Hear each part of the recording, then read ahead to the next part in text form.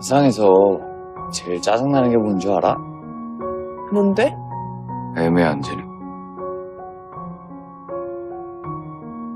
너 네가 못한다고 생각하는구나. 태준아, 사막에 비가 내리면 어떻게 되는지 알아? 꽃이 핀데 환상적으로. 난 네가 사막 같다. 아직 비가 안 왔을 뿐이지. 네가 나 인정해주는 반만이라도 네 자신을 좀 인정해줘 봐. 그러면 진작에 뭐가 돼도 됐을 텐데.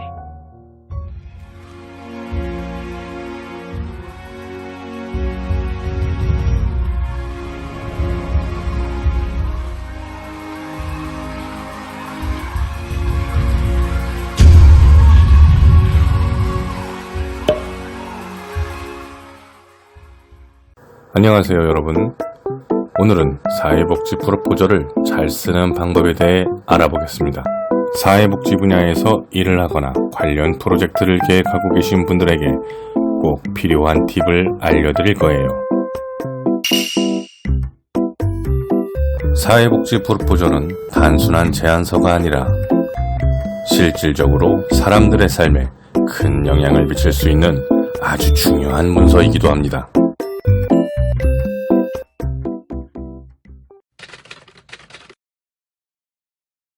먼저 사회복지 프로포저이 왜 중요한지부터 살펴보도록 하겠습니다.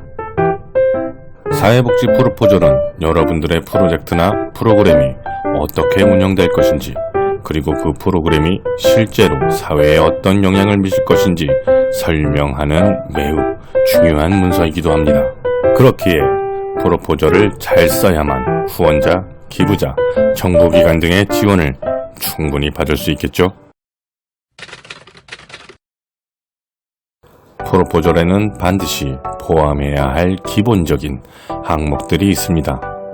여기에 맞춰서 잘 준비하면 훨씬 더 효과적으로 메시지를 전달할 수 있죠. 프로포저 문서를 크게 4단계로 구분해서 설명해 보겠습니다. 첫째, 프로젝트 개요, 그리고 문제 진단입니다. 프로젝트 개요에서는 프로젝트의 목적, 목표, 필요한 자원 등을 간략히 소개하고, 문제 진단에서는 해결하고자 하는 문제나 필요를 정확히 정의해야 하죠. 둘째, 프로젝트 목표와 세부 내용입니다. 프로젝트 목표에서는 이 프로젝트를 통해 해결하고자 하는 문제를 명확히 설정하고, 세부 내용에는 구체적인 활동 계획과 실행 방법을 설명해야 합니다. 셋째, 추후 계획 및 예산 계획입니다. 여기서는 프로젝트를 실행하기 위한 예산을 상세히 작성하며 프로젝트가 종료된 이후 어떻게 지속성을 유지할 것인지에 대한 대책도 적어주시면 좋습니다. 마지막 넷째, 평가 방법 및 기대효과에서는 프로젝트의 성과를 어떻게 측정하고 평가할지 설명하며 이로 인해서 우리가 얻을 수 있는 기대효과를 상세하게 적어주시면 완벽할 수 있죠. 사회복지 프로포저를 쓸 때 가장 중요한 부분 중 하나는 바로 문제 정의와 목표 설정입니다. 이 두 가지가 제대로 설정되지 않으면 여러분이 제안하는 프로그램이 실제로 어떤 문제를 해결하는지, 왜 필요한지 잘 전달되지 않기 때문이죠.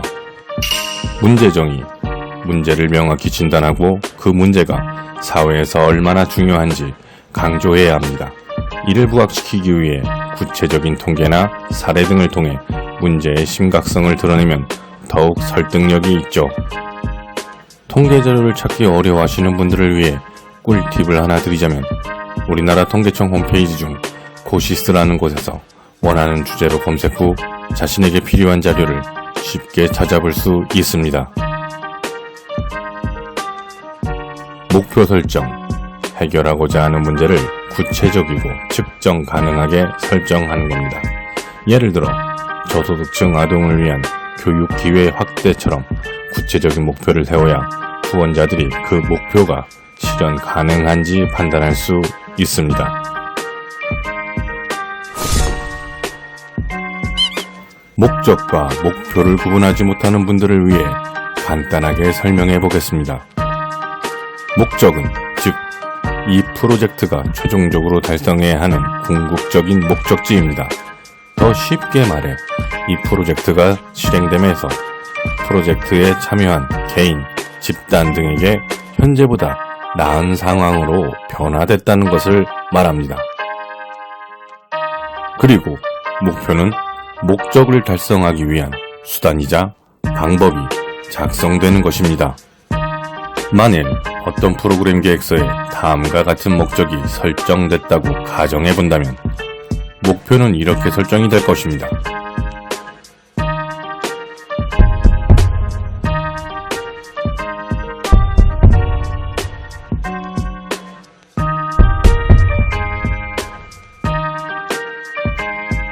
목적에도 분명히 달성해야 하는 내용들이 들어있습니다.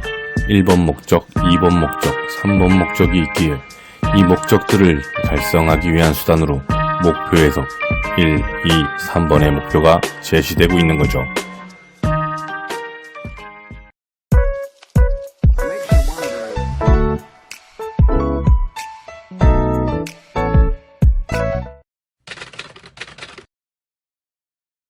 프로포절에서 중요한 또 하나는 바로 실행 계획입니다. 후원자들은 여러분이 제안하는 프로그램이 실제로 어떻게 실행될지 매우 궁금해하죠. 구체적인 일정, 활동 내역, 또 필요한 인력 등을 명확히 제시해야 합니다. 활동 내용, 구체적인 프로그램 활동을 나열하고 각 활동의 목표와 일정을 설명합니다. 인력 구성, 프로그램을 진행할 인력 구성과 그들의 역할을 명확히 합니다. 자원 필요사항, 필요한 자원을 구체적으로 기재합니다. 실행 계획을 잘 세우면 후원자들이 이 프로그램이 실현 가능하다는 확신을 가질 수 있기 때문이죠.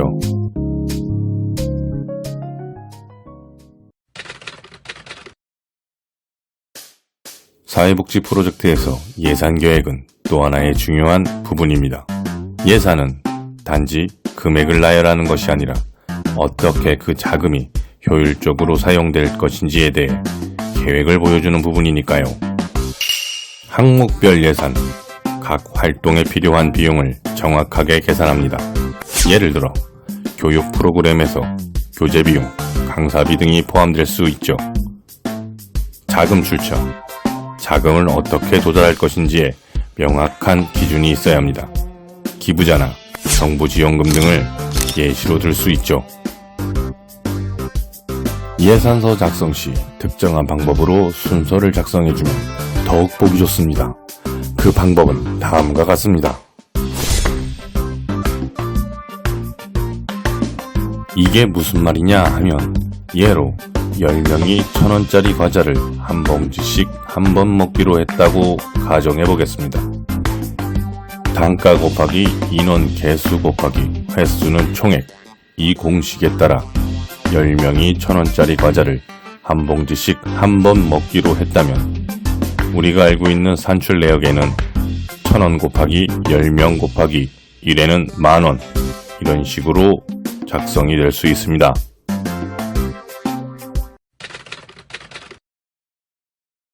자, 이제 프로포절을 마무리하는 마지막 항목이 바로 프로그램의 평가 방법과 기대 효과라는 것입니다. 후원자들은 여러분이 제안하는 프로그램이 실제로 효과가 있을지 또 어떻게 측정할 수 있을지를 매우 궁금해하죠. 성과지표, 프로그램이 끝난 후 성공 여부를 어떻게 측정할 것인지 구체적인 지표를 제시합니다. 피드백, 프로그램에 대한 참여자의 피드백을 통해 프로그램의 효과를 평가하죠.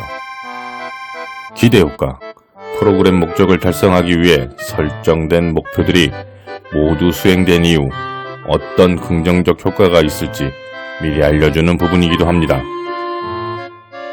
평가 방법을 명확히 제시하면 후원자들은 프로그램의 효과를 확신하고 더 많은 지원을 아끼지 않을 겁니다. 자, 이렇게 사회복지 프로포절을 잘 쓰는 방법에 대해 알아보았습니다. 문제 정의, 목표 설정, 구체적인 실행 계획, 예산, 평가 방법을 제대로 준비하면 훨씬 더 강력한 프로포절을 만들 수 있죠. 여러분도 이 팁을 잠고에서 성공적인 사회복지 프로젝트를 시작해 보시길 바랍니다.